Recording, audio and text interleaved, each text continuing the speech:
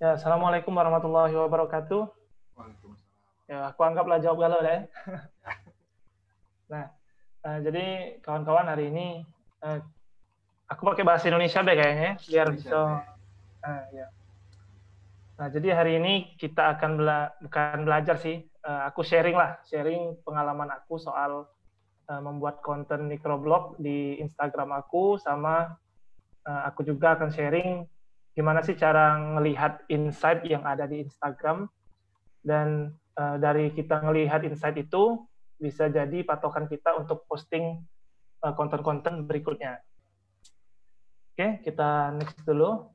Jadi sebelum memulai, aku ingin ngajak teman-teman yang ikut untuk tersenyum dulu.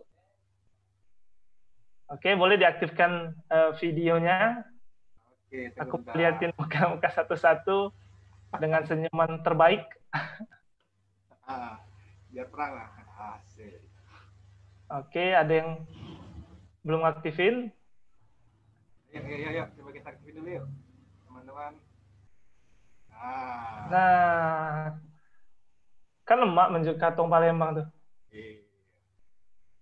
Oke, ya. Oke, udah senyum semua. Aku anggap sudah senyum semua karena senyum itu sedekah. Jadi dengan kita bersedekah, insya Allah bisa mendapatkan rezeki juga. Dan bukan hanya rezeki dalam bentuk materi, tapi juga dalam bentuk yang lain, mungkin kesehatan, mungkin juga keluarga yang bahagia, atau mungkin jodoh yang soleh-soleha, amin. Jomblo, Oke, kita jomblo. next. Nah, ini sebelum kita ke materi, aku juga mau sedikit memperkenalkan diri. Jadi kegiatan aku biasanya itu sebagai brand designer di usahaku sendiri, namanya Vector Kades. Di Vector Kades ini desain service, jadi yang ngerjain terutama logo kebanyakan, tapi juga ada desain spanduk juga ada, kartu nama juga ada, gitu, macam-macam jenis desain, tapi lebih fokusnya ke desain logo sekarang. Nah, kemudian aku juga bekerja seperti orang pada umumnya, gitu ya, kerja kantoran di Tribun Sumsel. Kalau teman-teman yang dari Palembang mungkin tahu Tribun Sumsel itu ya. Jadi Tribun Sumsel itu adalah sebuah media yang satu grup dengan Tribun Network, dan Tribun Network itu adalah satu grup induknya adalah Kompas Gramedia. Kemudian aku juga ngisi seminar sama workshop, biasanya mungkin 1 bulan sekali, atau kalau nggak ada ya libur gitu, nggak ada kegiatan, ngisi materi sama seminar sama workshop. Kemudian di sini, nah ini poin keempat, ini yang akan aku bagikan, yaitu aku sharing pengetahuan soal desain di Vector Kades di Instagram. Kemudian aku juga jadi mentor lah, bisa dibilang, yang sharing soal proses gimana sih ngebuat sebuah desain logo, mulai dari bikin sketsanya, terus ngebaca creative brief, hingga bikin brand guidelines-nya. Oke, kita langsung ke materi kalau gitu. Jadi pengertian microblog adalah sebuah konten pendek yang sengaja dirancang singkat agar bisa memunculkan interaksi yang cepat. Jadi ciri-ciri microblog, dia memang singkat dan bertujuan memang untuk bisa langsung menarik orang. Jadi sebisa mungkin ketika kita nanti bikin konten microblog, konten-kontennya ya nggak usah bertele-tele, nggak usah ada pembukaan, apa maksudnya nggak perlu pakai bahasa-bahasa yang tinggi-tinggi banget, tapi kita pakai bahasa-bahasa yang memang dimengerti banyak orang, atau niche yang memang kita tuju. Jadi menggunakan kata-kata yang to the point aja, nggak usah banyak menggunakan bahasa-bahasa yang ribet. Jadi sehingga dengan menggunakan bahasa atau cara atau nge-layout dari microblog kita itu bisa mendatangkan interaksi yang juga cepat gitu. Nah, ini contoh beberapa microblog yang aku buat sendiri. Itu ada kayak judulnya hati-hati download di freepik.com, terus cara menghindari desain gratis, terus ada transform di PSCC 2020 ngeselin gitu ya. Nah, ini beberapa contohnya. Kalau teman-teman mau mencari lebih banyak contoh, mungkin bisa main ke Instagram aku, atau bisa juga cari di hashtag Instagram dengan hashtag microblog desain atau microblog finansial gitu. Intinya biasanya di depannya kata kunci dari hashtagnya microblog gitu. Nah, untuk cerita awalnya kenapa aku akhirnya bikin konten microblog sebenarnya berasal dari ide bahwa desain itu aku lihat gitu ya, banyak orang yang entah itu salah paham, kemudian juga ada yang menganggap bahwa desain itu nggak penting. Nah, berawal dari hal-hal kegelisahan-kegelisahan tersebut, akhirnya aku coba bikin diskusi namanya. Nah, kalau teman-teman lihat itu ada diskusi. Nah, diskusi ini aku bikin fungsinya untuk menjawab pertanyaan-pertanyaan dari teman-teman yang dari DM, sama juga membahas hal-hal yang menurut aku penting untuk dibahas, misalkan kayak cara negosiasi dan klien gitu kan. Ini cikal bakal dari microblog yang aku buat sekarang. Jadi dulu namanya diskusi. Nah, setelah bikin, ternyata responnya cukup menyedihkan gitu ya. Jadi responnya kurang bagus. Jadi akhirnya ya aku sempat vakum bikin microblog itu karena saat itu bahkan aku pun nggak tahu istilah microblog itu apa gitu ya. Intinya saat itu aku cuma mikir sharing soal desain gitu. Nah, sempat vakum, akhirnya coba bikin lagi materi namanya diskusi lagi, gunain warna oranye-oranye ini. Kayak ada color understanding sama font populer yang ada di Google Fonts, dan ternyata responnya masih apa ya, udah agak lumayan bagus, tapi nggak sekencang ketika nanti aku ceritain. Di awal-awal ini responnya masih kurang gitu ya. Kemudian mulai dari likes, kemudian followers dan lain-lain itu masih sangat lambat. Aku nggak tahu kenapa saat itu responnya kecil gitu ya. Tapi akhirnya setelah aku ngelakuin microblog, bikin konten microblog lagi di bulan November 2019, ternyata di momen di tahun 2019 November itu mendadak microblog langsung jadi booming gitu.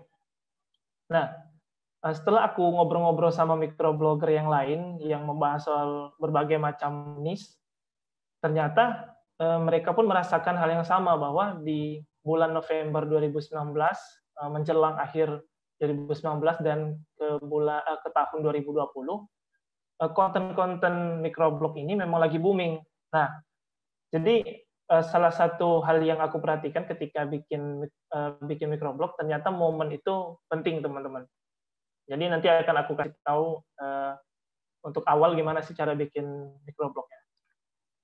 Nah, setelah itu akhirnya ya udahlah, karena responnya lumayan bagus di bulan November, akhirnya aku coba menanam lagi lah gitu. Karena ngelihat, wah ini lumayan nih, ternyata followers, likes dan lain-lain, trafiknya lumayan. Akhirnya dengan ngelihat ada trafik yang bagus, akhirnya aku terus menanam, dan akhirnya bisa memetik buahnya ketika aku bikin postingan kombinasi font yang berjodoh. Jadi itu menurut aku saat itu benar-benar tinggi sekali menurut aku ya, dengan share 363, kemudian orang yang save itu 8 ribuan, like-nya 4 ribuan kan. Kemudian kunjungan profilnya mencapai sampai 2 ribuan orang, dan ngikutin sampai 800. Itu menurut aku jadi titik tertinggi saat itu, karena sebelumnya belum pernah dapat insight yang sebesar ini. Jadi akhirnya ketika ngelihat, wah ini konten microblog ini punya potensi nih, aku lihat gitu kan. Apalagi setelah aku lihat insight-nya tinggi, akhirnya aku coba riset juga kan beberapa microblogger yang lain, konten-konten yang lain yang temanya yang berbeda dari aku. Kan kalau aku kan tema desain. Ternyata banyak akun-akun yang bikin yang seperti ini, sejenis seperti ini. Jadi akhirnya karena aku lihat potensinya bagus, aku terus bikin gitu. Nah, setelah ya mungkin sudah 1 tahunan lah dari bulan November ke sekarang, itu kurang lebih udah lebih 1 tahun aku bikin konten microblog. Aku mencatat beberapa manfaat sih yang menurut aku, yang aku kerasa banget ya untuk setelah aku bikin microblog ini. Yang pertama adalah bisa dapat amal jariah. Nah, kenapa amal jariah? Karena kita berbagi ilmu yang insya Allah nanti ilmu-ilmu yang kita bagikan dan bisa bermanfaat kepada orang lain, akhirnya bisa kita bawa hingga kita ke liang lahat gitu ya. Jadi yang pertama menurut aku manfaat yang paling yang insya Allah akan aku dapatkan lah begitu ya, yaitu mendapatkan amal jariah karena kita udah sharing-sharing ilmu gitu. Kemudian yang kedua adalah teman. Ini jangan terlalu fokus juga sama foto monyetnya gitu ya. Ini hanya penghias aja. Jadi ini yang kedua adalah mendapatkan banyak teman. Karena ternyata banyak sekali teman-teman itu yang dari Aceh, ada juga dari Surabaya, ada yang dari Semarang, yang ternyata mereka pun bikin konten-konten microblog juga. Jadi akhirnya dengan banyaknya teman-teman kenal dari luar kota gitu, jadi aku bisa mendapatkan banyak insight lah dari teman-teman yang lain karena mereka dari luar kota kan. Jadi kita bisa dapat info-info, oh ternyata di Surabaya lagi rame apa nih, atau sekarang di Indonesia lagi rame apa nih, kayak kira-kira bisa dibikin konten apa ya gitu. Akhirnya jadi bisa diskusi bareng gitu soal microblog ini. Kemudian yang ketiga, ya ini membangun personal branding. Jadi ketika kita bikin konten, itu secara tidak langsung lah begitu, membuat orang menjadi nge-frame diri kita itu, oh si Anu itu bisa ngedesain ya, bisa bikin tutorial ya, oh ternyata dia bisa bikin desain logo ya. Nah itu sesuai dengan niche kita masing-masing. Misal kita ingin dikenal sebagai logo designer misalkan, berarti konten microblog kita itu nggak akan jauh-jauh tuh sama masalah-masalah kayak desain logo, terus kenapa logo itu mahal, atau teori milih warna untuk logo, untuk desain logo, kemudian mungkin bisa ciri-ciri logo yang baik. Nah itu konten-konten yang bisa kita bahas, yang akhirnya ngebentuk branding personal kita. Jadi ketika personal branding kita udah kebentuk, insya Allah bisa mendatangkan, ya seperti tadi, bisa klien, bisa mungkin kita dipercaya untuk bikin materi untuk kelas online, atau juga kita bisa ngisi seminar dan macam-macam lah gitu. Nah dari personal branding akhirnya kita bisa dapat cuan gitu. Jadi ini poin terakhir menurut aku manfaat yang paling belakangan lah. Karena sebelum kita dapat cuan dan tanda kutip gitu, memang kita harus ngebentuk dulu di awal bahwa konten apa yang kita buat gitu kan. Akhirnya personal branding kita kebentuk, baru nanti insya Allah bisa mendapatkan pundi-pundi cuan gitu. Oke, kita next. Nah, mungkin teman-teman tadi kan udah tahu tuh pengertian microblog, udah tahu, terus juga cerita aku sedikit lah soal ngemulainya gimana, kemudian manfaat-manfaat dari microblog itu apa sih gitu kan, yang aku rasain secara pribadi ya. Mungkin nanti kalau teman-teman udah bikin microblog, mungkin pengalamannya atau ceritanya akan berbeda gitu. Tapi selama ini 4 poin tadi yang aku rasakan. Nah, jadi pertanyaan sekarang gimana cara mulainya gitu. Nah, setelah aku ingat-ingat dan aku catat gitu ya, ada poin-poin yang aku buat sebelum ketika aku membuat microblog ini. Tapi sebelum bikin, kita coba sepakati dulu, karena ini konteksnya adalah Instagram. Di Instagram ini kan salah satu sosial media yang cukup besar gitu ya. Jadi ini kita coba sepakati dulu bahwa sosial media adalah tempat bersosial yang menggunakannya adalah manusia. Jadi ini menurut aku jadi fondasi yang bagus ketika kita bikin konten. Jadi kita bikinlah konten yang untuk manusia gitu. Jangan bikin konten untuk robot atau untuk apa gitu ya. Intinya kita bikin konten ya untuk manusia. Jadi mulai dari bahasa, kemudian juga tulisannya menggunakan bahasa manusia gitu. Jadi untuk ngomentari juga, misalkan ada yang berkomentar di postingan kita pakai bahasa, cara ya orang manusia pada umumnya gitu. Jadi kita coba sepakati dulu untuk soal sosial media itu ya tempat untuk bersosial yang menggunakannya adalah manusia. Nah, kalau teman-teman lihat, ini mungkin pertanyaan-pertanyaan yang sering teman-teman lihat lah, kayak apa, siapa, kenapa, kapan, di mana, bagaimana, 5W 1H kan. Nah, ini menurut aku jadi pertanyaan yang tepat untuk teman-teman yang ingin memulai bikin konten microblog. Jadi yang pertama apa? Jadi pertama teman-teman pikirin dulu apa sih yang mau dibikin, apakah temanya mau soal desain, mau soal ekonomi, atau bahasa Inggris, politik, atau mungkin mau temanya misalkan desain yang lebih spesifik, misalkan desain 3D, atau mau desain animasi, atau mau desain apa ya, logo, dan lain-lain.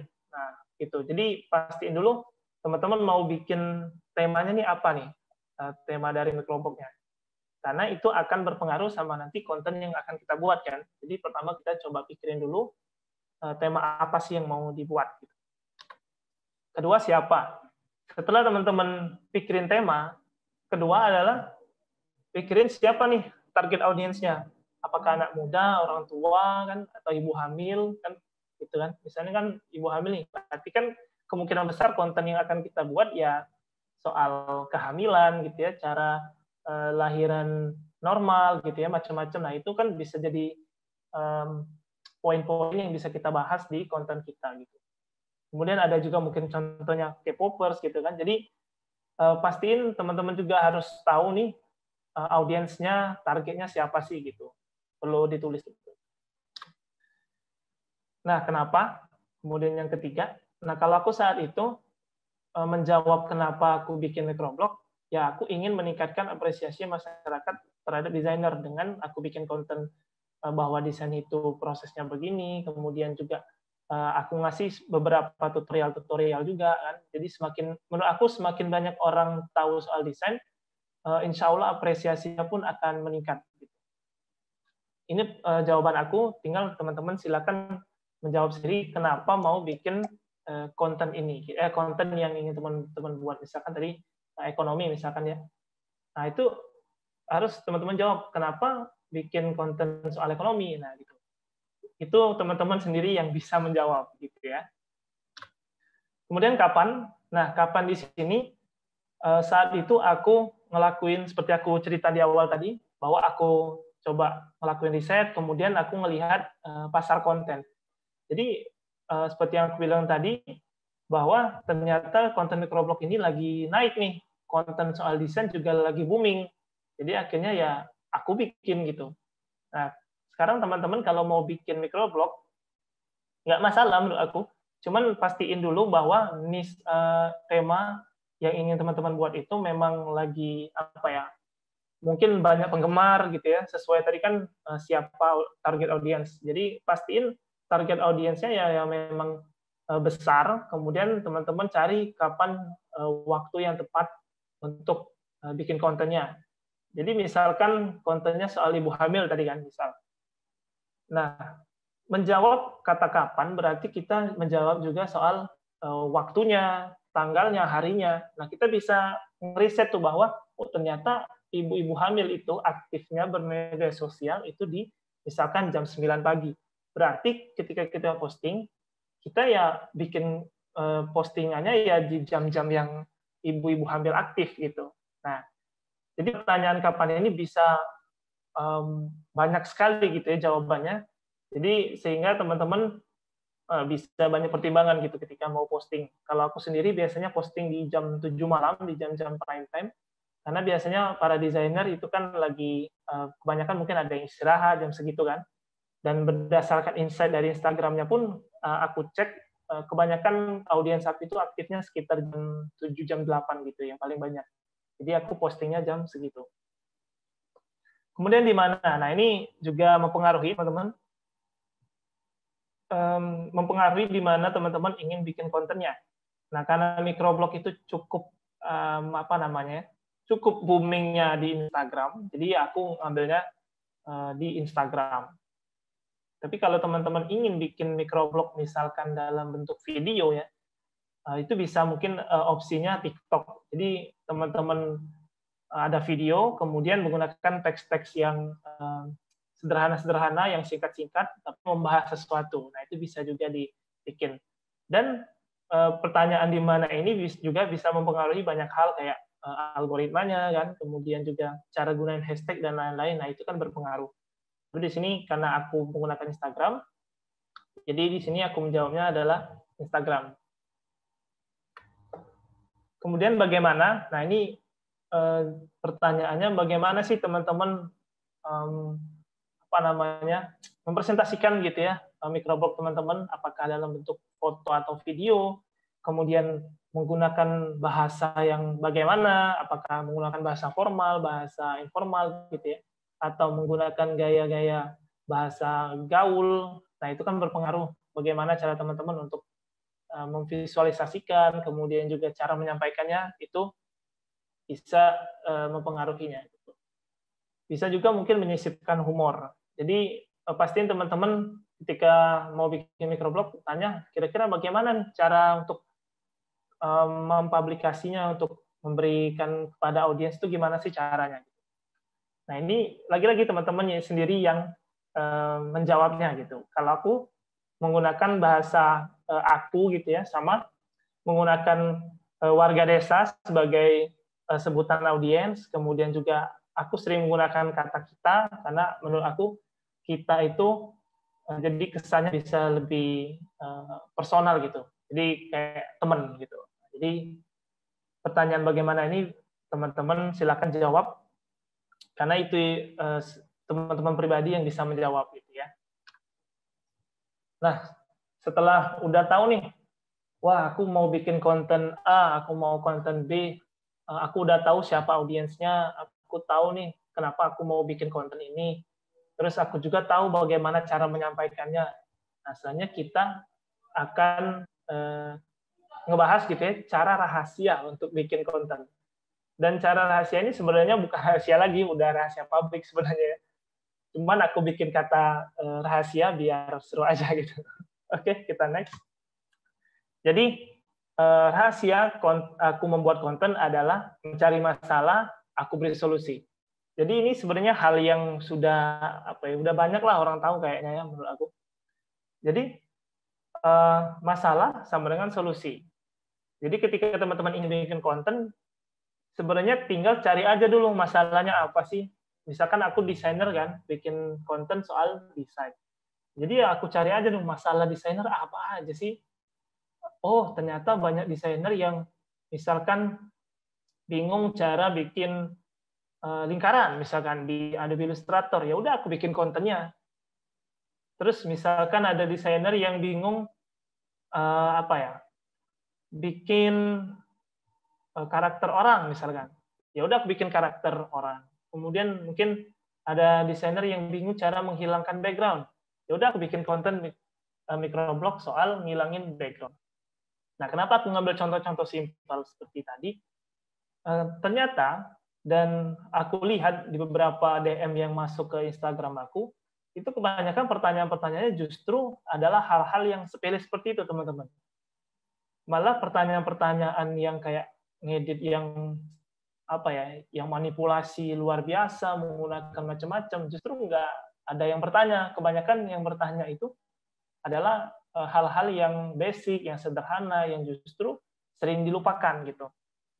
Makanya kalau teman-teman main ke Instagram aku, biasanya konten-konten yang aku share, terutama Adobe Illustrator sama Adobe Photoshop, tutorialnya ya sepele-sepele gitu ya, hal-hal yang sering orang lupakan, ternyata hal itu penting. Misalkan kayak ruler yang ternyata mendadak hilang, kemudian pixel di Adobe Illustrator kok jadi kotak-kotak. Nah, hal-hal yang seperti itu ternyata banyak orang yang nggak tahu gitu. Jadi kembali lagi ke cara bikin konten adalah kita cari masalahnya, lalu kita kasih solusi. Nah, ini contoh konten yang aku bilang tadi, soal Adobe Illustrator yang pecah, dan itu ternyata membuahkan hasil sampai save-nya aja 12.000, kemudian like-nya sampai 9.000, dan yang komentar sampai 127 orang, dan yang share itu sekitar 500 orang. Nah, inilah yang menjadi patokan aku bahwa sebenarnya bukan soal sebagus apa konten konten kita itu, tapi apakah konten kita itu bisa menyelesaikan masalah orang-orang gitu. Jadi ketika masalahnya diselesaikan atau dibantu, mereka akan secara sukarela, entah itu mereka akan like atau mereka juga akan share karena mereka kan merasa terbantu tuh. Akhirnya mereka share. Nah, dari share, kemudian save, kemudian ada banyak yang komen, dan banyak yang like, inilah yang jadi potensi untuk kita bisa masuk explore di Instagram, teman-teman. Jadi, sebelum mikirin cara masuk explore, ya kita pastiin dulu nih, 4 poin ini, yaitu likes, comment, share, dan juga save ini tinggi. Caranya gimana? Ya bikin konten yang menyelesaikan masalah-masalah orang, gitu. Nah, ini ada contoh yang kedua juga, bikin ujung kotak jadi rounded. Ini menurut aku, atau mungkin sebagian teman-teman yang ikut Zoom ini, yang juga desainer gitu, pasti ngelihat konten ini, bikin ujung kotak jadi rounded. Adalah hal yang mungkin sepele sekali kan. Sepele sekali, terus kalau kata orang Palembang tuh waya-waya. Cuma sekedar gini aja kok banyak yang ingin lihat. Dan ternyata terbukti bahwa banyak orang yang nggak tahu cara ngerounded persegi gitu dari Adobe Photoshop. Nah, terbukti dari sini kalau teman-teman lihat ada like-nya, kemudian share-nya. Dan yang menarik di sini, banyak yang mengikuti, teman-teman. Hingga sampai 2.900-an orang yang ngikutin hanya dari satu postingan ini saja. Jadi kembali lagi ke konsep tadi bahwa kita cari masalah, kemudian kita cari solusinya, sehingga orang merasa terbantu dan akhirnya melakukan action, entah itu dia nge-like, kemudian komen, share, dan juga save. Nah, setelah kita udah dapet tuh ide, oh ternyata cara bikin konten itu ya kita cari masalah, kemudian kita cari solusinya.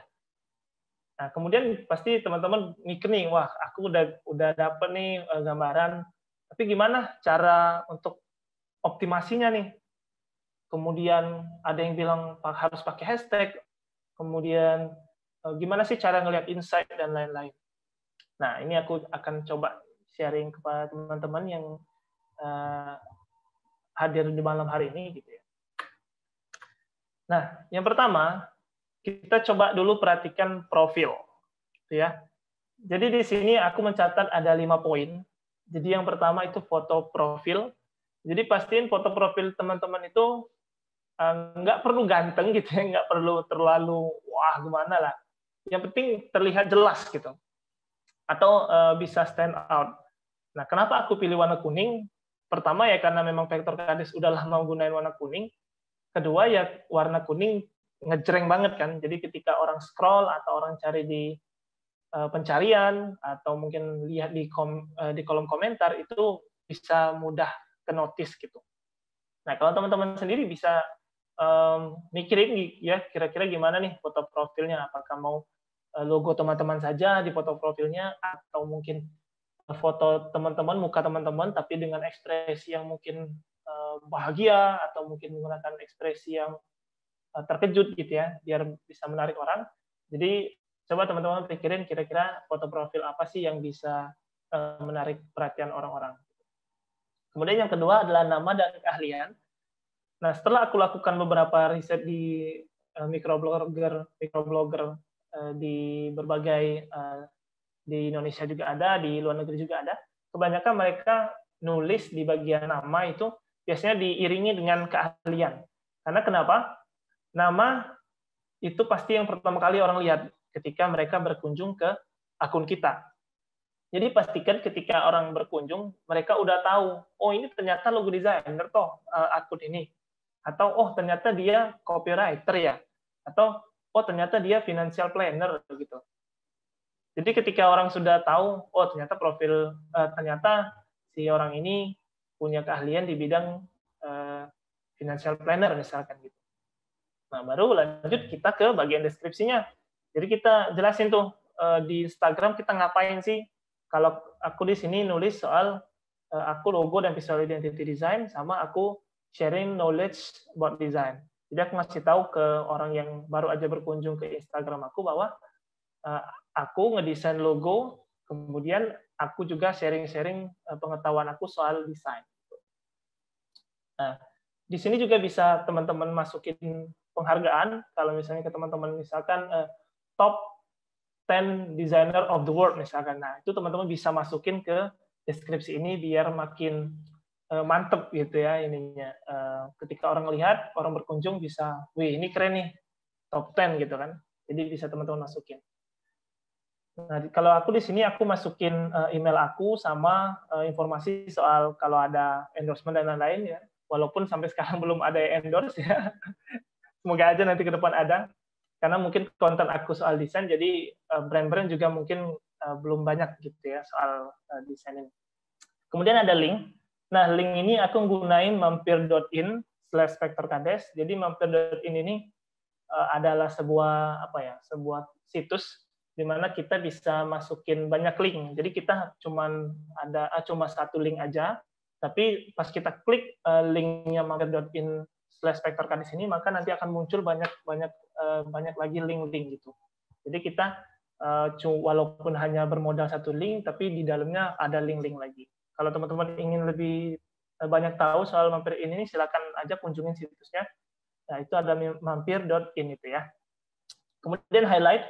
Nah, highlight ini harus dimaksimalkan juga teman-teman. Jadi pastiin di highlight ini teman-teman masukin ya kayak misalkan teman-teman ngebahas, kalau aku kan bahas desain nih, apa aja sih yang menurut aku sering aku pakai gitu. Misalkan video, aku kan bikin konten juga di YouTube.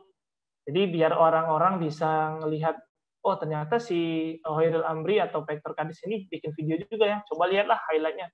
Oh ternyata ada video. Akhirnya dia action dengan ngebuka video yang udah kita upload. Kemudian bisa juga kalau misalnya kita punya kelas, itu aku ada masukin e-course. Jadi ketika orang melihat, oh ternyata dia ada kelas juga, dibuka, akhirnya di swipe up gitu. Kemudian event, kan macam-macam itu teman-teman bisa masukin. Jadi pastiin teman-teman juga manfaatin fitur highlight ini biar ketika orang berkunjung bisa bisa ngelihat, oh ternyata nih ada kegiatan-kegiatan apa aja nih di akun ini. Oh ada e-course, ada video, ada event, kemudian macam-macam lah gitu. Jadi wajib teman-teman maksimalkan highlight ini. Gitu. Nah, terkait riset hashtag, tadi aku juga sempat singgung. Jadi, riset hashtag ini aku coba bagi jadi 3. Jadi ada yang unik, mikro, sama makro. Jadi yang unik ini adalah hashtag sendiri atau hashtag yang kita buat sendiri yang unik. Jadi misalkan aku menggunakan hashtag VektorKades gitu. Atau misalkan yang unik-unik, ya intinya yang kita buat sendiri. Jadi yang nggak orang pakai tapi kita bikin sendiri. Nah, cara mastiin apakah kita orang pertama pakai hashtag itu ya kita tinggal ketik aja di pencarian. Kita ketik hashtag yang ingin kita pakai, yang ingin kita jadikan sebagai keunikan kita.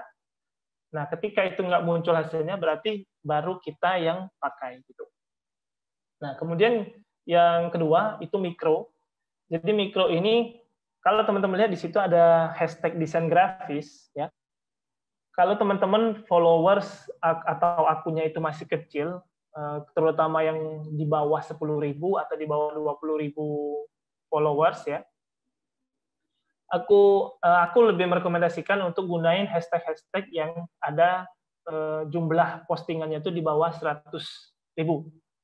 Karena kenapa? Kalau udah lebih dari 100.000 itu sulit gitu teman-teman untuk bisa bersaing sama postingan-postingan yang udah lebih dulu, yang udah mungkin followersnya udah banyak. Jadi untuk teman-teman yang mungkin baru mulai atau followersnya masih di bawah 20 atau 10.000 yang udah aku sebutin tadi, mungkin bisa ngeriset hashtag dengan jumlah postingan di bawah 100.000 gitu ya. Kalau untuk makro, ini kalau aku lihat mungkin yang udah followersnya sekitar 40.000K atau 50K gitu. Nah, jadi aku sarankan yang followersnya udah lumayan banyak itu, risetnya adalah hashtag-hashtag yang di bawah 500.000. Kenapa nggak lebih dari 500.000? Karena menurut aku kalau udah sampai 600 atau 1 juta itu udah kebanyakan banget dan mungkin akan sulit untuk kita bisa bersaing lagi gitu, karena banyak sekali. Justru menurut aku ketika followers kita udah banyak, tadi kayak 40K atau 50K, justru kita sebenarnya udah punya banyak followers yang secara sadar gitu ya, mereka nge-like, kemudian secara sadar juga mereka share kepada teman-teman yang lain, kemudian save juga.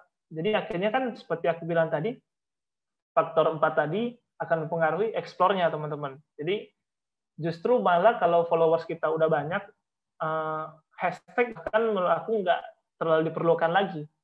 Karena aku sendiri udah nggak pakai hashtag lagi teman-teman. Di beberapa postingan aku udah nggak pakai. Walaupun di beberapa postingan juga aku coba pakai, coba eksplorasi, coba eksperimen gitu dengan hashtag-hashtag yang lain. Tapi secara kebanyakan aku nggak pakai hashtag lagi. Karena menurut aku followers yang udah lumayan banyak, biasanya memang mereka udah loyal gitu untuk sharing dan macam-macamnya gitu. Nah, tadi aku sempat mention kan soal yang 4 poin tadi. Jadi yang menurut selama ini yang aku lihat, poin-poin yang mempengaruhi untuk bisa masuk ke dalam explore, karena menurut aku tujuan yang harus kita dapatkan adalah harus bisa masuk explore. Kenapa harus masuk explore? Karena explore ini adalah orang-orang yang bukan followers kita. Jadi kita harus mendatangkan orang-orang yang bukan followers kita untuk bisa masuk ke akun kita dan akhirnya mengambil untuk akhirnya follow kita gitu. Nah, jadi pastiin tadi seperti aku bilang kontennya masalah solusi.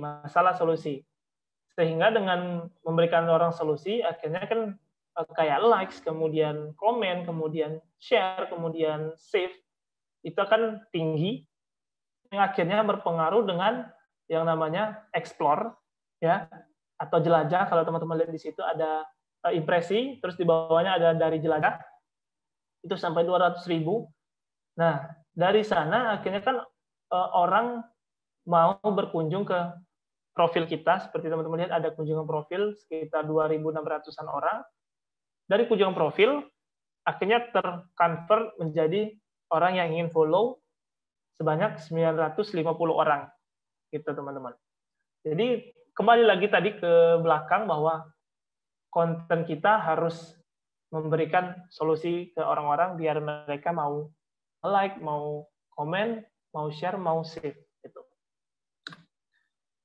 Nah, sebagai penutup gitu ya sebelum kita tutup webinar ini ya atau diskusi ini gitu. Aku mau ngasih tahu teman-teman kalau mau bikin konten bahwa ya nggak perlu harus sempurna gitu di awal. Tapi ya sambil jalan disempurnakan gitu. Misal masih banyak kesalahan dari segi milih font misalkan. Nah, nanti kan kalau teman-teman oh ini kayaknya fontnya kurang bagus. Akhirnya diperbaiki secara pelan-pelan dan insya Allah nanti kan semakin lama semakin bagus gitu kayaknya. Karena menurut aku yang paling penting pertama ya kita harus mulai dulu. Karena kalau kita kebanyakan mikir wah nanti nggak ada yang lihat, nanti nggak bagus, nanti desainnya jelek, nanti warnanya nabrak, akhirnya kita malas hanya seperti itu aja, nggak ada actionnya, nggak bikin kontennya, nggak langsung mulai gitu. Jadi menurut aku nggak perlu harus sempurna di awal, tapi ya sambil jalan disempurnakan gitu. Nah, mungkin kita sudahin dulu. Kalau kata orang Palembang, caknya cukup dulu, kita lanjut ke diskusi. Silakan dah kalau mau nyambung.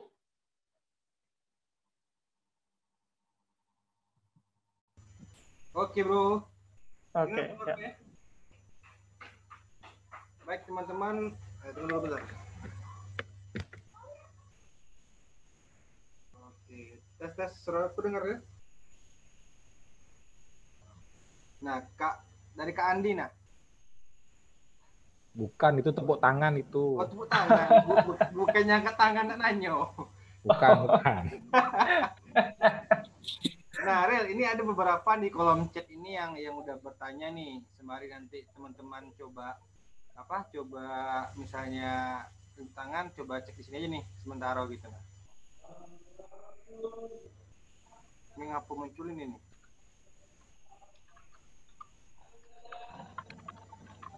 Real, ngapa munculnya meeting topik ini? Halo. Ya, ya. Ya. Nah, coba kau buka di kolom chat Berel. Ada yang beberapa pertanyaan nih. Ya. Coba sambil dijelasin Be.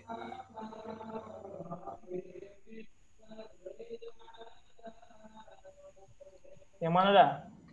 Dari yang paling atas Be dulu, dari Risma Pratiwi. Lumayan penasaran Pak Kades, kenapa sering pakai karakter monyet di setiap postingan? Nah, ayo. Wah, ini penting ya untuk dibahas. Ya, Oke lah. Biar bisa clear gitu ya, karena banyak juga yang nanya-nanya di kolom komentar kan, apa ada monyet, ada macam-macam itu.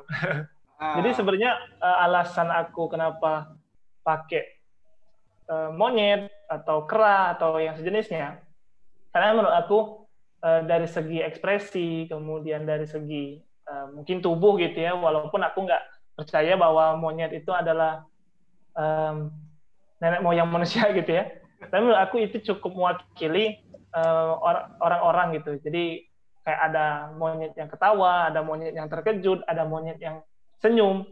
Jadi menurut aku itu bisa cukup mewakili beberapa ekspresi manusia. Kemudian yang kedua juga, alasan aku pakai monyet, karena menurut aku monyet itu identik kayak orang-orang desa gitu ya, walaupun aku nggak bilang orang desa kayak monyet gitu ya.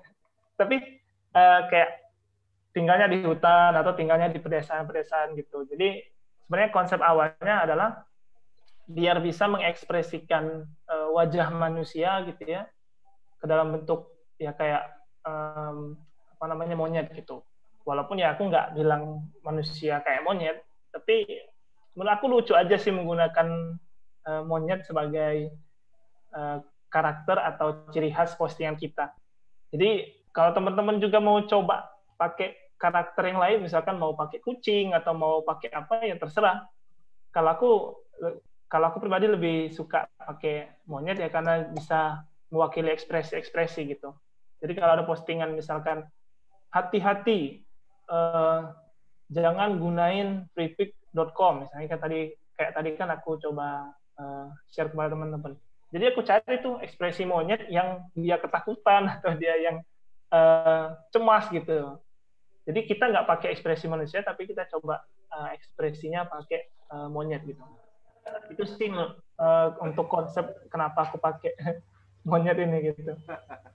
Memang belum pernah aku bahas sih di Instagram, tapi mungkin nanti aku coba bahas. Iya, minimal di sini sudah bisa ada jawabannya gitu kan. Ya, semoga tercerahkan. Oke, yang kedua ini ada dari Muhammad Hanif. Masih menetap di Palembang atau dem keluar kota, Bang? Oh, masih ya. Masih cinta Palembang ya. Masih cinta Palembang. Rasa pempeknya. Masih ada cukup ya. Iya. Oke, terus nih ada Gandhi. Kalau buat microblog di WA Story bisa nggak? Aku belum pernah coba sih ya. Cuma kalau pertanyaannya bisa, ya bisa. Cuman menurut aku kalau pakai WA Story itu ya pasti bakal hilang kan kalau misalkan berapa lama sih kalau WA Story, rasanya 24 jam ya rasanya. Oh iya. Jadi menurut aku sangat sayang aja kalau misalkan bikin microblog tapi di WA Story yang malah akhirnya nanti hilang gitu. Jadi mending coba platform yang memang setidaknya bisa dilihat orang lebih lama gitu. Jadi aku sih lebih menyarankan kalaupun memang mau bikin microblog ya pakai platform Instagram aja sih yang cukup familiar kan di banyak pengguna gitu. Terutama di Indonesia kan cukup aktif kan pengguna Instagram. Tapi kalau pertanyaannya bisa sih menurut aku. Asalkan ya kayak ukuran dan lain-lainnya disesuaikan aja sesuai dengan WA Story. Mungkin audiensnya terbatas ya kalau WA ya, cuma sebatas di kontak gitu. kita kan. Itu. Takutnya hilang aja sih, sayang lah udah bikin konten kan. Oke, lanjut ya, ini dari Fatimah. Gimana cara tahu dan buat konten yang menarik bagi pemirsa? Kayak misalnya tentang tas. Terus biar microblog menarik dan bagus di Facebook gimana ya? Biasanya kan di IG carousel, kalau di Facebook bisa carousel juga enggak? Nah, ya. Oke. Ya, kalau untuk bikin konten yang menarik, seperti tadi aku balik lagi ke konsep utama kita tadi, bahwa kita cari masalah dari audiens, kemudian kita kasih solusi. Itu aja sih menurutku poin atau fondasi yang selama ini aku pakai. Jadi aku berlandaskan bahwa setiap aku bikin konten, ya aku cari masalah, ya aku bikin konten. Itu aja sih kalau untuk cari konten yang menarik. Atau bisa masalah kayak beberapa pernah aku bikin meme gitu kan, misalkan desainer yang dia ngelihat responding, terus aku cari tuh meme apa sih yang cocok untuk mengekspresikan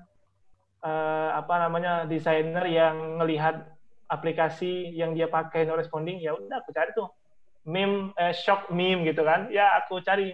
Jadi akhirnya kembali lagi ke kontennya adalah bahwa konten kita tuh memang dari masalah orang kita kasih solusi.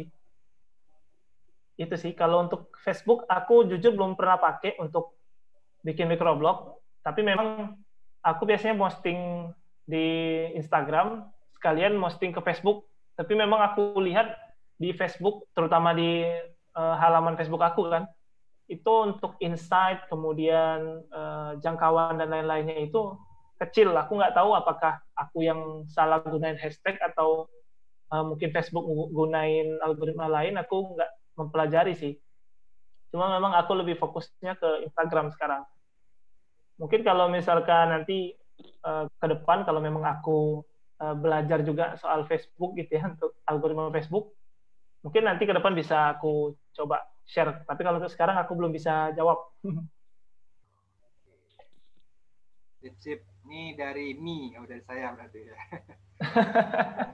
Tools riset yang digunakan biasanya pakai apa aja Pak Kades? Aku jujur malah nggak ada tools khusus sih. Jadi kebanyakan yang aku pakai cuma search di Instagram, terus aku cari hashtag apa sih yang relate sama tema aku, misal desain grafis. Nah, biasanya kan banyak, ada desain grafis Indonesia, desain grafis Jogja, desain grafis Palembang. Nah, itu aku lihat tuh jumlahnya. Seperti aku tadi share kan, aku lihat jumlahnya. Kalau jumlahnya itu nggak terlalu banyak, dengan followers aku yang masih sedikit, aku pakai. Nah, gitu. Untuk tools. Tapi memang aku, kalau untuk tools khusus gitu ya, aku nggak ada sih. Sampai sekarang nggak ada tools khusus. Aku lagi-lagi balik lagi ke Instagramnya aja sih. Sumber dari datanya kan dari Instagram. Jadi ya aku lihat dari Instagram aja sih. Dan alhamdulillah kan dengan hanya menggunakan Instagram, hasilnya ya bisa teman-teman lihat kan. Walaupun ya aku nggak ngelarang kalau memang teman-teman mau coba tools-tools yang lain. Tapi sampai sekarang aku nggak ada sih, nggak tahu tools-tools lain sih. Berarti benar-benar pure organik ya, manual ya. Jadi ya insya Allah followers aku nggak ada beli sih. Okay. Oh, sama mungkin ini sih, kalau misalkan nanti teman-teman followersnya udah bertambah, itu coba rajin-rajin aja ngelihat followers yang mungkin foto profilnya nggak ada, atau yang nggak aktif lagi, itu bisa di-remove, teman-teman.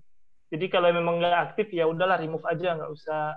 Daripada kita followers banyak, tapi ternyata nggak aktif lagi kan. Jadi mending, ya mungkin 1 bulan sekali atau 1 minggu sekali, coba lihat-lihat followers, terus lihat kalau yang foto profilnya nggak jelas atau memang cuma abu-abu aja, dihapus aja gitu. Jadi memang followers kita kan aktif semua gitu. Iya, benar-benar. Berarti itu benar-benar kau lihatnya follower kau siapa, kau hapus ke siko-siko gitu berarti? Ya lah, jadi misalnya 1 minggu sekali atau 1 bulan sekali aku ngecek followers kan, lihat, oh ini agak mencurigakan nih, nama ada jelas, kemudian foto hitam abu-abu kan. Nah, biasanya aku buka profilnya, aku lihat dia ini posting nggak. Kalau dia nggak pernah posting, terus followers mungkin 0 ya, terus banyakkan follow orang, itu mungkin entah itu akun second akun orang atau gimana, biasanya aku unfollow langsung. Aku remove dari followers aku. Karena menurut aku followers yang organik seperti kata Uda tadi adalah ya followers yang memang aktif gitu, yang dia mungkin setiap hari update atau dia memang ada foto yang dia bagikan. Jadi memang manusia gitu yang gunain akun itu memang manusia, bukan second account atau bot atau robot atau macam-macam gitu. Tapi kayak mana buktikannya itu, Rel? Misal kalau memang dia khusus buat account, memang ingin ikutin account-account yang dia bisa belajar. Nah, Dia sengaja ya. posting Nah, dia. kalau aku ngambil aman sih sebenarnya Mas ya, walaupun aku nggak tahu apakah itu asli atau tidak. Cuma aku ngambil aman bahwa kalau akunnya ini kelihatannya nggak aktif atau nggak pernah posting atau sama sekali nggak ada bio, bahkan namanya juga nggak jelas, biasanya aku remove karena aku lihat kan di insight kita tuh, kalau teman-teman nanti kalau abis ini bisa cek. Jadi di pengikut teman-teman scroll aja paling bawah, itu biasanya kelihatan per hari itu aktifnya berapa orang sih. Nah, terus kita bandingin sama followers kita. Kalau namanya followers kita itu misalkan 80.000 dan ternyata pas kita lihat di insight-nya itu hanya aktif 50.000, berarti ada gap sekitar 30.000 orang yang mungkin nggak aktif atau mungkin akunnya udah di-hack atau macam-macam. Jadi aku seperti itu biasanya, Mas. Jadi kalau memang itu akunnya namanya nggak jelas, kemudian fotonya nggak jelas gitu, terus fotonya juga nggak pernah posting, biasanya aku remove sih dah. Itu Mas. Jadi aku ngambil aman aja sih, karena aku pengennya yang follow tuh ya memang aktif gitu, Mas. Oke, sip. Lanjut ya, ini dari ada Imam Tauhid. Ada saran aplikasi untuk update otomatis Instagram? Oh, update otomatis. Mungkin maksudnya ini kali ya, update untuk posting terjadwal lah gitu ya. Nah, mungkin lah. Ya. Jadi sebenarnya kalau untuk update Instagram itu sebenarnya dari Facebook udah menyediakan namanya Creator Studio. Nah, gitu. Dan itu bisa nge-link sama Facebook kita. Jadi Facebook sama Instagram bisa satu jalan gitu. Tinggal kita, yang penting udah bikin halaman Facebook, kemudian akun Facebook kita tadi kita linkkan gitu, kita kaitkan sama Instagram kita. Itu bisa kok teman-teman buka aja Creator Studio di Google, ketik Creator Studio, nanti silakan login, terus tautkan Instagram teman-teman. Dan di situ bisa kita jadwalkan Facebook-nya kapan kita upload, kemudian Instagram-nya kapan kita upload. Gitu. Tapi aku ini sih punya pengalaman yang apa ya, mungkin buruk sih menggunakan Creator Studio. Jadi waktu itu aku pernah bikin postingan, aku jadwalin, terus impresi dari postingan aku itu atau konten yang aku buat itu mendadak langsung turun drastis. Jadi dalam waktu setengah jam itu yang nge-like cuma 10 orang. Dengan followers yang saat itu mungkin berapa ya? Mungkin sekitar 30 ribuan. Tapi yang nge-like cuma 10 orang dalam waktu setengah jam, maksudnya benar-benar lama sekali kan. Jadi akhirnya aku coba gunain manual pakai aplikasi Instagram di HP dan langsung naik lagi. Jadi aku nggak tahu apakah saat itu Creator Studio lagi bermasalah atau gimana. Jadi setelah aku punya pengalaman yang cukup nggak enak itu, akhirnya sekarang aku udah posting pakai HP sih. Tapi kalau teman-teman mau coba pakai Creator Studio, mungkin sekarang udah diperbaiki sama Facebook bug tersebut mungkin kan. Jadi mungkin bisa coba Creator Studio. Tapi kalau ditanya aku pribadi, aku sekarang lebih banyak uploadnya manual gitu pakai HP. Oke, ini Ongki. Ongki sudah juga bantu jawab nih ya. Terima kasih Ongki. Udah dibantu. Ya sudah. Wah, thank you, terima kasih. Sangat mewakili. Sama jawabannya. Berarti satu mazhab tadi. Ini ada lagi Rizky Utama Putra. Untuk pendalaman materi dari tema yang sudah dipilih, biasanya riset di mana, Pak? Sama kedua, tools desain microblog pakai apa, Pak? Yang sederhana namun gampang, pakai HP dan PC. Oke. Untuk pendalaman materi dari tema yang sudah dipilih, biasanya riset di mana, Pak? Nah, aku biasanya nggak mau bahas Palembang aja.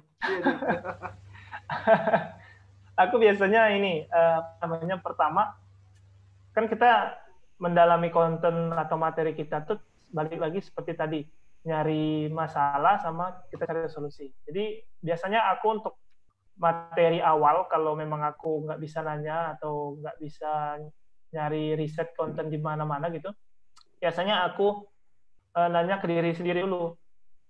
Kira-kira apa ya yang aku sulit ketika aku ngedesain gitu. Misal aku lagi ngedesain nih, ngerjain sesuatu, terus aku mendadak kaget gitu, nah kok jadi full screen misalkan, mendadak jadi full screen. Kan biasanya kan desain itu tangannya lincah gitu ya, macam-macam. Tekannya kadang salah pencet, macam-macam.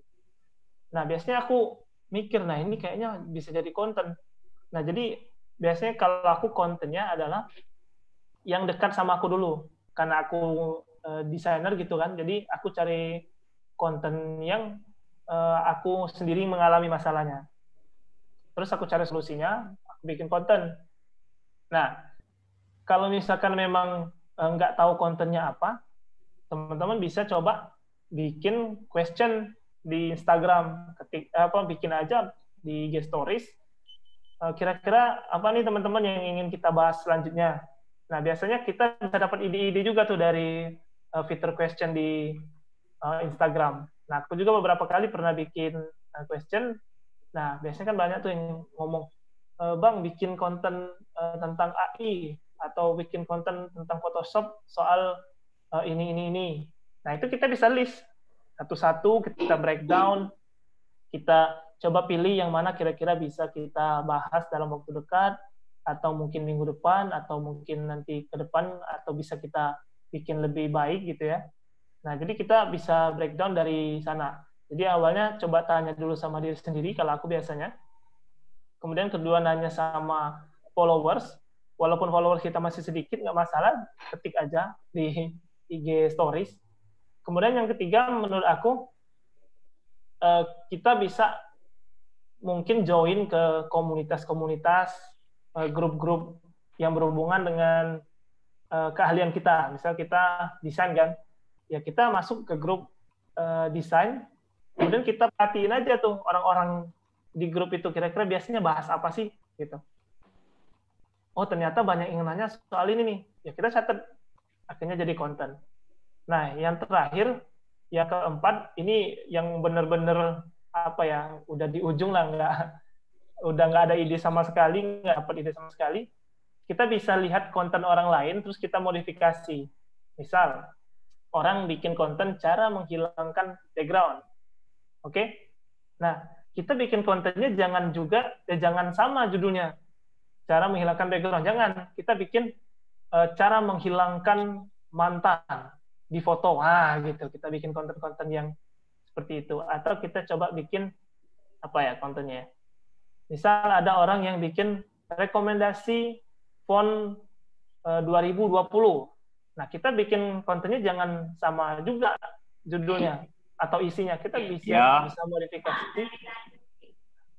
Kita bisa modifikasi dengan rekomendasi font untuk undangan pernikahan. Nah, gitu. Atau rekomendasi font untuk apa ya? Untuk kaos. Nah, gitu. Jadi kita ngelihat konten orang, tapi kita nggak mencontek secara gamblang gitu, nggak mencontek rekomendasi font 2020, nggak. Jadi kita coba lihat karya orang, contoh konten orang, kita coba modifikasi, kita kembangkan jadi lebih baik. Itu. Terus apa lagi tadi pertanyaan kedua? Mungkin satu lagi. Mungkin. Yang paling ujung mungkin sumber inspirasinya itu kalau sudah mentok, itu recent events. Misal kayak ada instansi yang event terkini, event yang sekarang, atau misal tiba-tiba macam ada partai yang ganti logo. Oh ya itu tuh itu lagi target tuh dah. Benar. Lagi ngeriset tuh aku nih. Aduh ketahuan konten nih.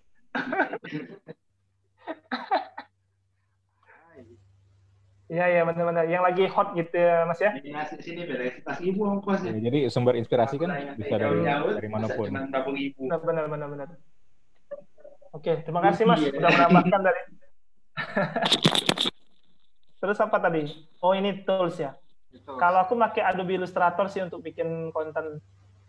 Tapi kalau HP, aku pernah lihat beberapa konten kreator itu yang pakai Canva. Ada yang pakai apa namanya PixArt, ada juga tuh beberapa aku lihat. Tapi memang kebanyakan sekarang orang lagi beralih ke Canva sih. Kalau mau coba bikin konten di HP yang gampang, coba aja Canva sih. Itu, silakan kalau mau coba Canva. Iya, oke. Canva ya. Ini juga Ongki juga tadi juga bantu jawab nih. Pakai juga Pixel Lab satu lagi. Ya. Wih, Rekomendasi sedap. dari Ongki, Canva dan Pixel Lab. Oke. Terus lagi dari segi utama Putra tadi, berarti kita juga harus menyiapkan tema template postingan yang digunakan seterusnya ya. Nah, ini dia. Yang mana dah?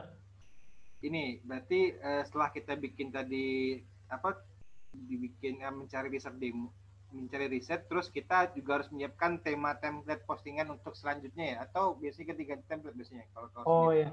Nah, sebenarnya ini agak sedikit apa ya, gimana ya? Agak banyak yang pro dan kontra juga soal template desain yang terus berulang kita pakai. Di sisi lain itu bikin desain kita atau tampilan apa namanya Instagram kita itu jadi konsisten. Tapi di sisi lain ada juga aku pernah diskusi juga sama teman-teman itu yang bikin konten juga. Ada yang bilang justru kalau kita bikin konten yang dia hanya template-template seperti itu, justru membuat kita nggak kreatif untuk bikin konten konten yang bervariasi di akun kita gitu. Tapi aku balik lagi sih ke konsep utama tadi, bahwa tampilan itu menurut aku adalah poin yang kesekian. Poin yang pertama adalah konten kita itu menyelesaikan masalah atau tidak. Itu sih menurut aku ya.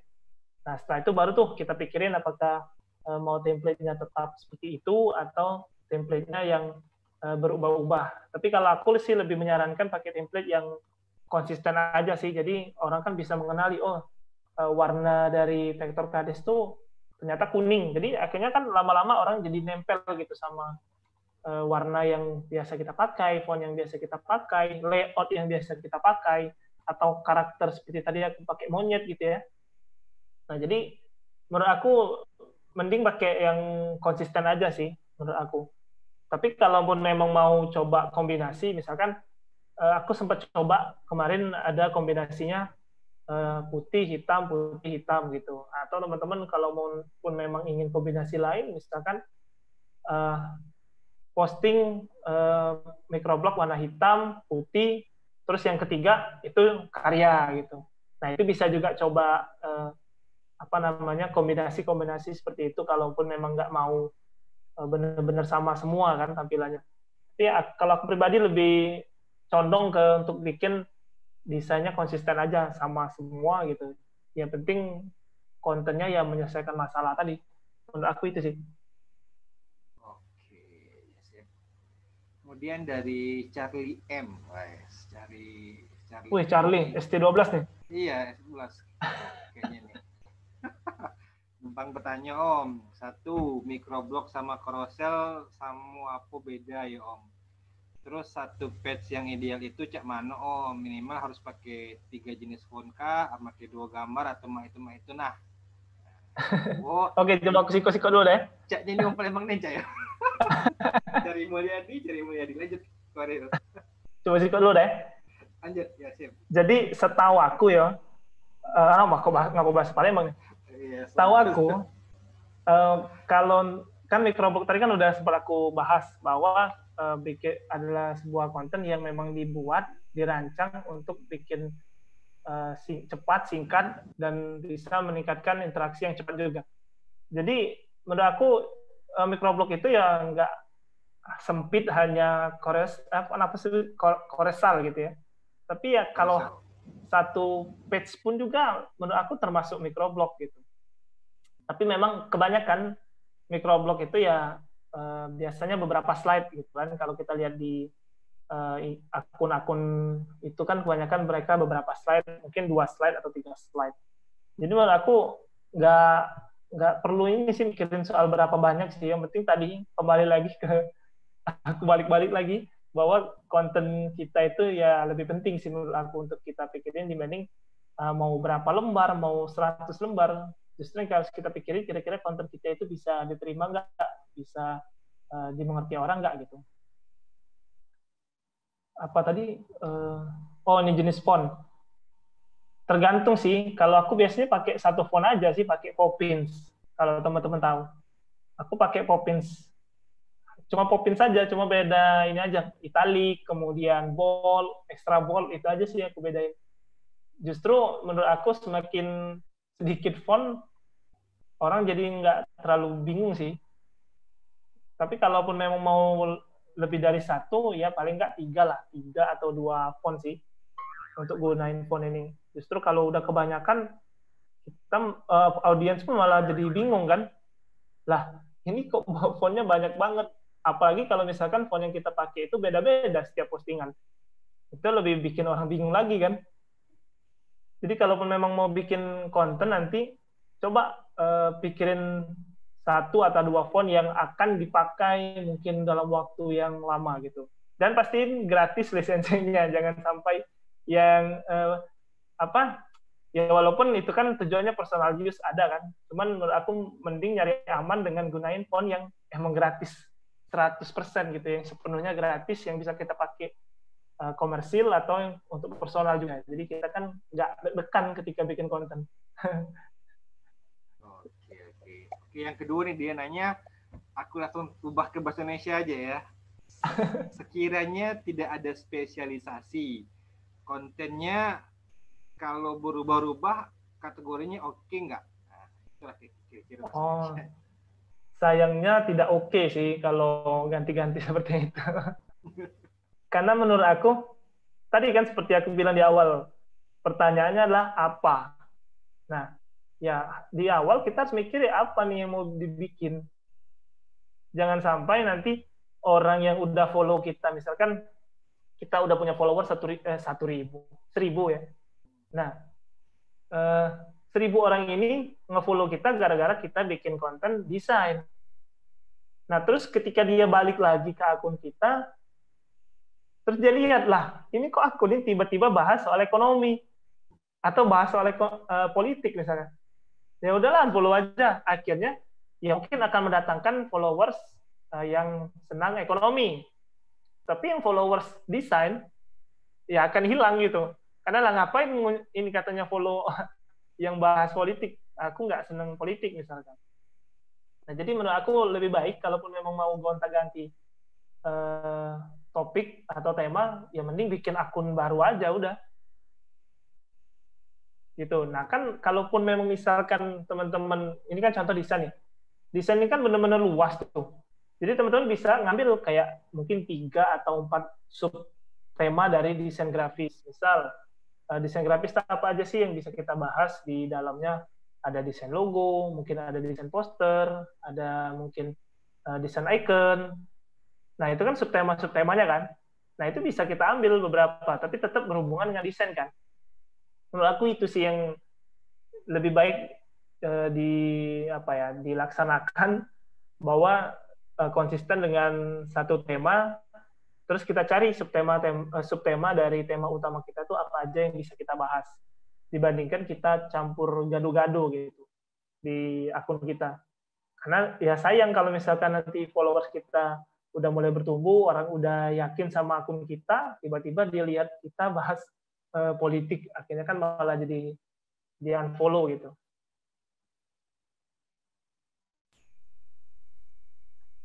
Oke, lanjut ya. Ini ada dari Hersadia Permata. Tes, langsung nggak suaraku? Ya, dengar. Oke, sip. Izin bertanya, bagaimana tips supaya konsisten dalam membuat microblog? Nah, ini dia. Oke. Ya, kalau ngomong konsisten sebenarnya aku belum benar-benar yakin untuk bisa ngomong aku orang yang konsisten ya. Jadi kadang beberapa juga aku kadang selang 1 hari nggak posting gitu, atau selang 2 hari nggak posting. Tapi sebenarnya yang membuat kita konsisten itu menurut aku kita dari awal memang udah ada tujuan utama gitu. Kalau aku tadi kan udah menjawab pertanyaan 5W 1H yang bagian kenapa. Kenapa aku bikin konten di Instagram, kenapa aku bikin konten di microblog?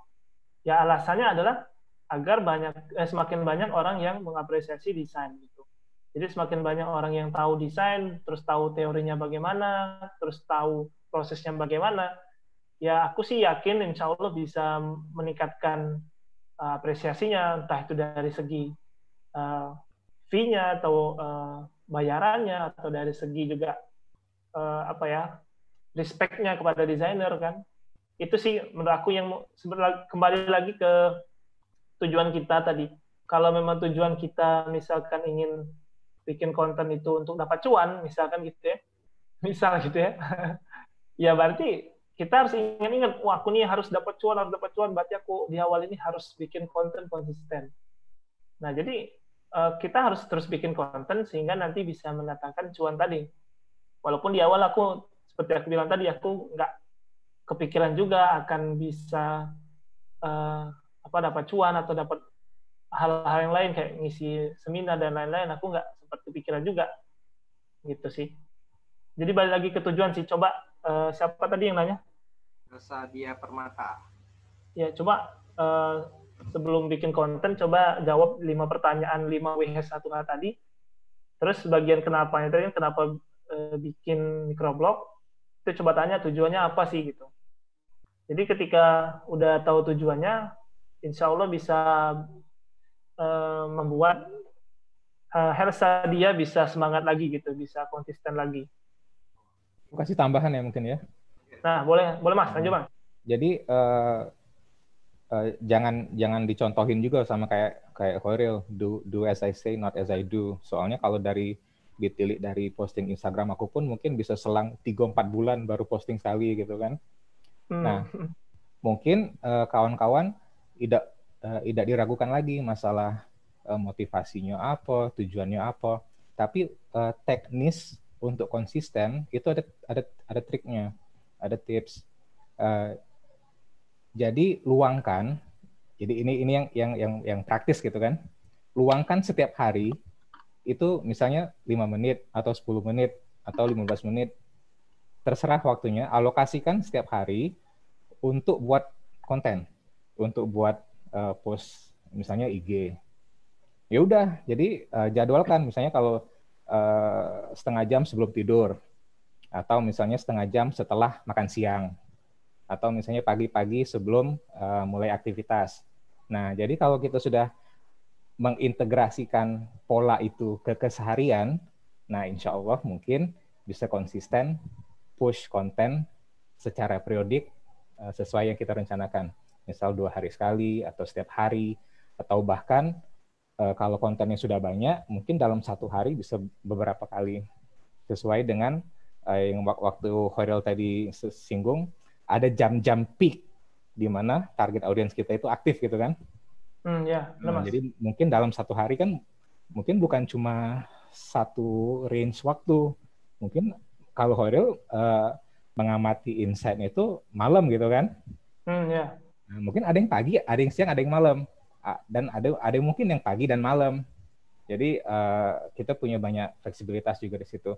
Tapi kalau masalah cara praktis biar bisa push konten secara konsisten, integrasikan pola itu ke keseharian kita. Jadi setiap hari konsisten dan komit, luangkan waktu. Entah berapa lama waktunya, tapi kalau bisa jangan sampai mengganggu yang lain kan. Untuk buat konten lalu dipublish. Itu tambahnya. Mantap Mas, mantap. Ya itu tadi, lagi-lagi konsisten, ya kita harus konsisten sesuai dengan tujuan kita kan. Kalau memang kita nggak ada tujuan, ya gimana gitu kan. Jadi pastiin tadi tujuan kita harus jelas gitu. Sip. Lanjut dah. Oke, dari Koidul Umam, salam dari orang Madura. Waduh. Sate, kayaknya enak sate Madura malam-malam. Oke. Lanjut lagi nih dari Fatima. Oh iya Kak, ada pertanyaan lagi. Di mana tempat nongkrong di Pelaju atau seberang Uludu yang lemak untuk cewek? Nah, ada tahu Apa? nggak? Tempat Oh ya, nongkrong yang ada lemah. pertanyaan lagi di mana tempat nongkrong di Pelaju atau seberang Ulu, dua yang lemak tuh cewek. Hah? Aku jarang nongkrong sih, nggak tahu aja. Aku anak rumahan soalnya. Orang nih galak keluar nyari-nyari tempat nongkrong cewek, Cak.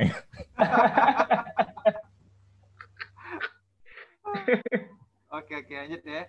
Bang, aku Hidayat dari Tangerang. Izin bertanya, aku kuliah jurusan SI semester 6 yang didominasi membuat program. Namun aku untuk sekarang mulai senang melakukan sesuatu di bidang desain. Nah, aku melihat konten Abang jadi ingin membuat microblog. Kira-kira kiat-kiat untuk pemula apa, Bang? Ya itulah intinya webinar ini. Ya, jadi sebenarnya udah dijawab sih tadi. Nanti nggak tahu aku nanti coba mungkin ketinggalan sih Hidayatullah ini ya kali ya. Tadi sempat ketinggalan. Nanti aku coba diskusikan sama panitia kita yang satu orang udah yang mungkin nanti kita coba ambil rekamannya, terus nanti akan aku coba upload di YouTube aku, nanti insya Allah bisa aku share dan si Hidayatullah bisa nonton dari awal. Intinya kita udah bahas tuh soal caranya gimana, awalnya gimana, nyari idenya gimana, terus sampai ke riset hashtagnya macam gimana, itu udah kita jelasin tadi. Nanti insya Allah Hidayatullah stay tune aja di Instagram aku gitu ya.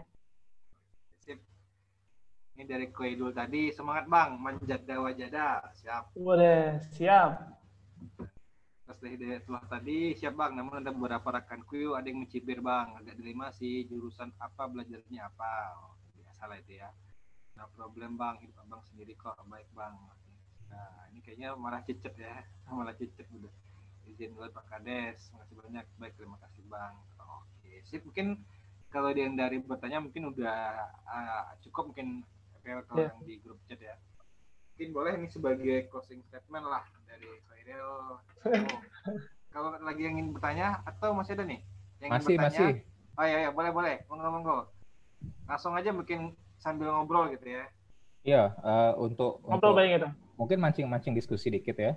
Okay. Jadi dari yang Khairil bicarakan dari awal webinar ini tentang apa tadi 4WH itu ya. Berarti kalau lihat dari tujuan microblog, kemudian pikirin target, kemudian riset materi, lalu pilih insight, hampir kesannya berarti untuk akun yang bersangkutan itu hampir bisa dibilang hampir nggak ada ruang lagi untuk hal pribadi ya. Nah, ya. Sebenarnya ini dah, kalau misalnya kita udah Mas. Sorry Mas. No problem.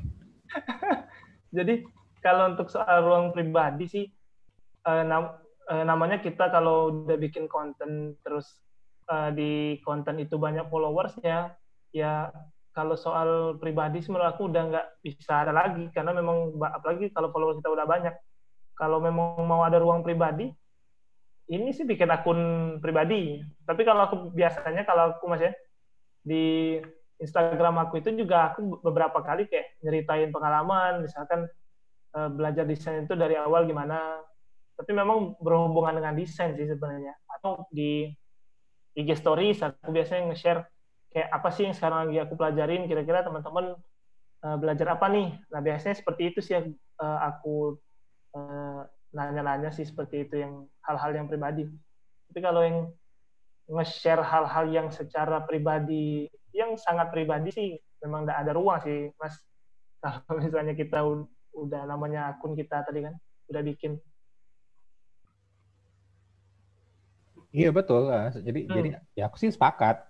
Jadi kalau sudah memutuskan untuk buat akun ini dipakai untuk istilahnya itu broadcast personal branding lah ya, apapun motivasinya, apapun tujuannya, berarti ya tadi kalau untuk posting hal yang sifatnya pribadi, bukan yang benar-benar pribadi, cak apa Yo. be kesan itu. Maksudnya itu ya pribadi, maksudnya itu bukan di urusan, bukan berkaitan dengan urusan bidang Rumah tangga dan misalkan. keahlian kita, maksudnya gitu kan. Iya, betul. Iya. Ya harus siap-siap sih memang, Mas. Dan juga mungkin ya kayak siap mungkin dikasih kritik, terus mungkin juga dalam tanda kutip dikatain kan. Hal-hal yang seperti itu ya pasti kita harus siap hadapi juga gitu.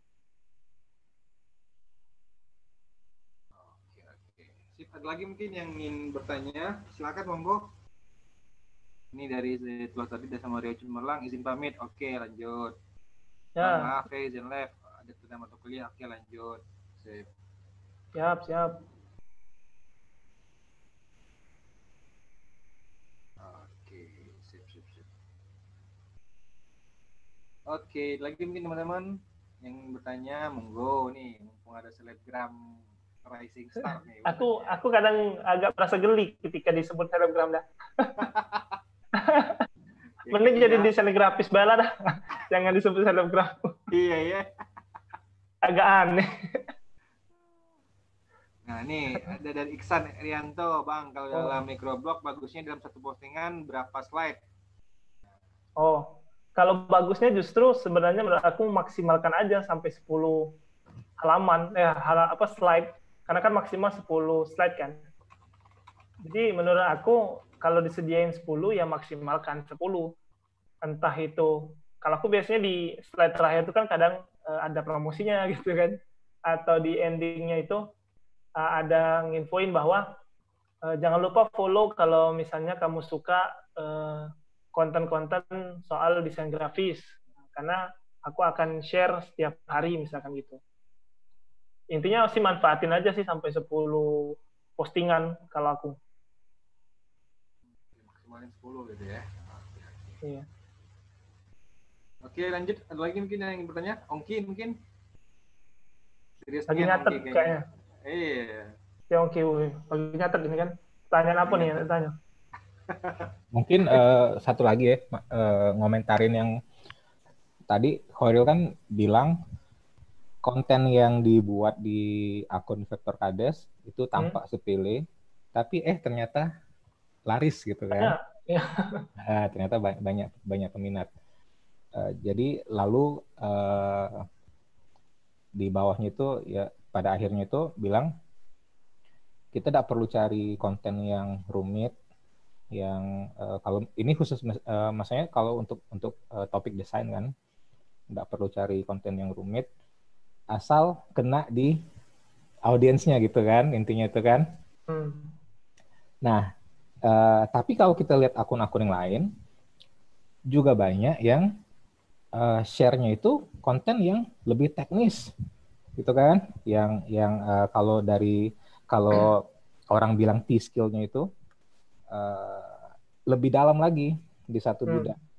Nah, jadi kalau seandainya kawan-kawan pengen buat konten yang sifatnya mungkin lebih teknis, itu juga ada usernya. Nah, kebenaran kalau yang untuk yang Vektor Kades buat, kebanyakan usernya istilahnya itu menghargai tips-tips yang singkat, yang praktis, yang tadi Khairil bilang, yang kadang kayaknya kita lupa gitu kan, kalau ada cara ini, cara itu, yang dalam sehari-harinya itu praktis, bermanfaat untuk para desainer mungkin yang baru mulai atau yang sedang bangun gitu kan. Nah, tapi kalau untuk ya spektrum user kan bukan cuma di situ kan. Ada juga yang user-user yang memang pengen cari tips-tips yang lebih dalam misalnya, atau yang lebih teknis. Dan itu juga ada audiens. Jadi yang penting balik ke macam yang Khairil bilang tadi, kita tahu target audiens kita. Kalau memang saat ini Vektor Kades target audiensnya itu desainer yang konten yang mereka suka itu yang seperti itu.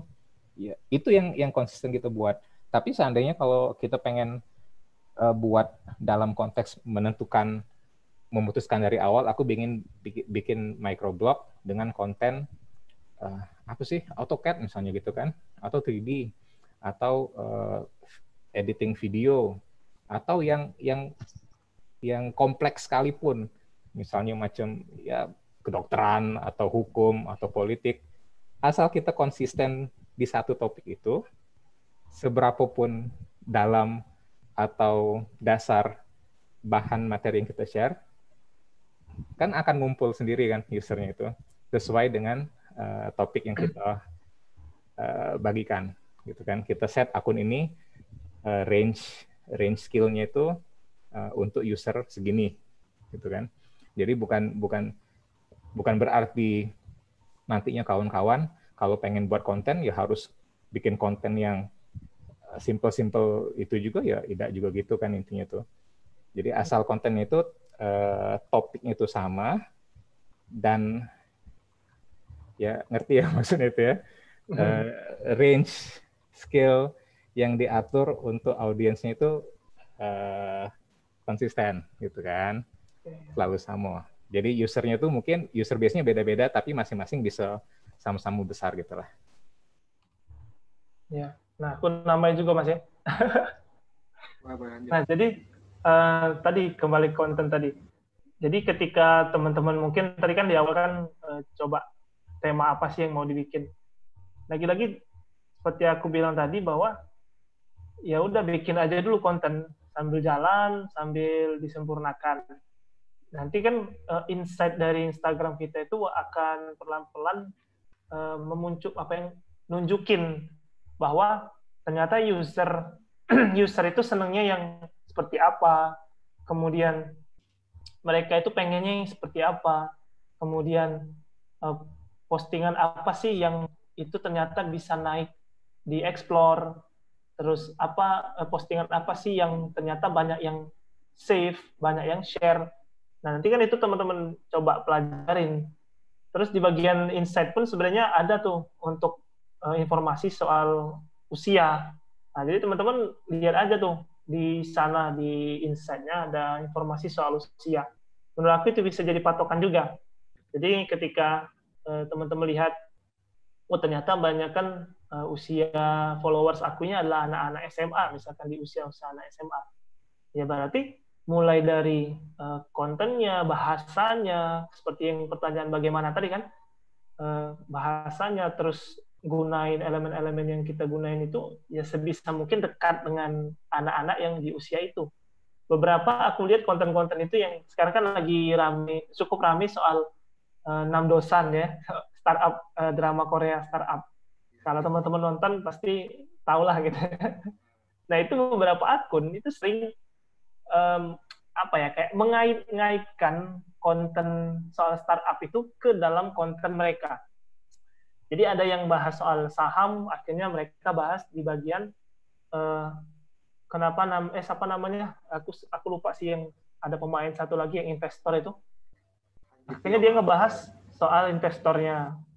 Kemudian aku beberapa kali sempat lihat juga ada yang konten microblogger soal desain, dia ngebahas soal mengganti warna baju dari salah satu karakter di drama Korea itu. Kemudian ada juga yang cara ganti background dari salah satu pemain dari drama Korea tersebut. Jadi bisa jadi salah satu seperti Mas Andi bilang penambahan tadi, bahwa konten kita juga bisa bahas soal hal-hal yang lagi hype atau yang lagi hot atau lagi panas sekarang dibahas. Terus kita coba linkkan ke materi kita, akhirnya bisa kita publish jadi konten kita di Instagram.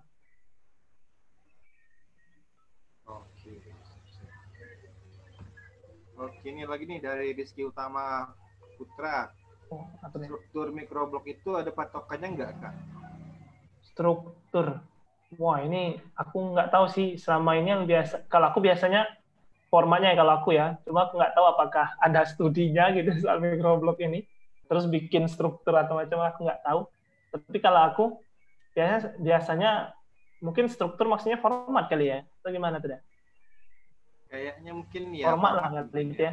Format. Ini gimana? Nah, biasanya Aku sih kalau format aku biasanya judul dulu di bagian depan, kemudian di slide 2 baru kayak misalnya apa ya, kemarin sempat bahas soal apa sih, aku lupa kemarin.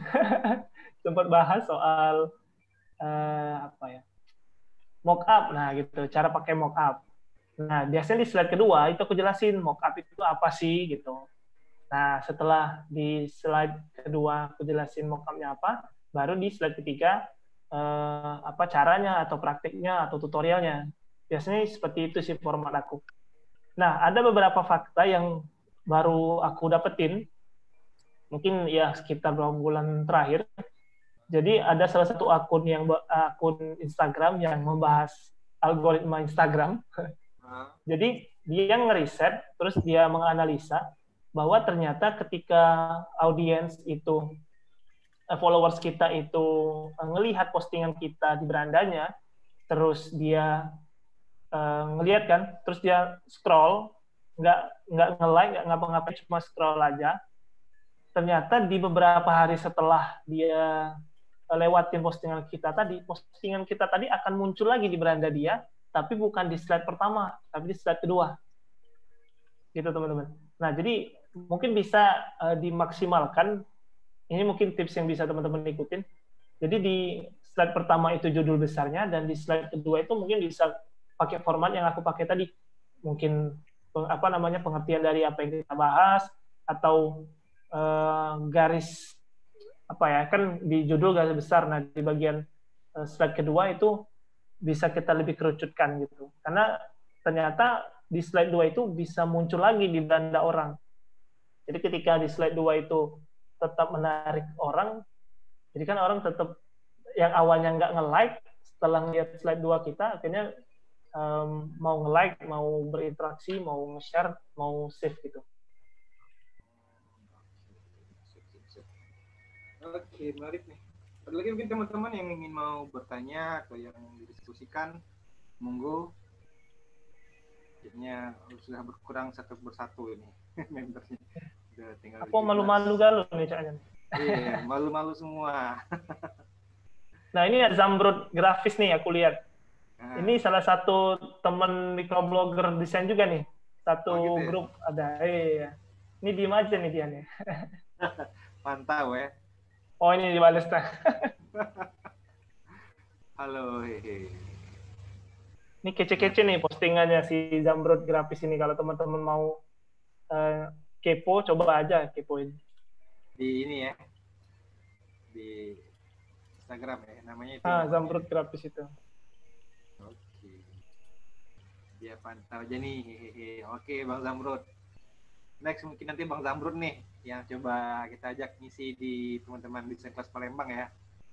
Ya, nanti aku lobby udah ya. Oke, siap. Nah, ini dari Kak Andi baru ngirim tentang AIDA ya. Attention, Interest, Research, Action. Mungkin bisa sedikit dijelaskan Kak Andi tentang AIDA ini apa sih gitu. Oh, itu follow up yang struktur ini tadi, mungkin bagian dari struktur carousel yang dia bilang efektif untuk dipakai. Jadi yang A itu judul, kategori judulnya itu yang attention grabbing, yang buat orang ingin masuk ke dalam gitu kan. Nah, dibangun, diakhiri dengan action yang di ujung.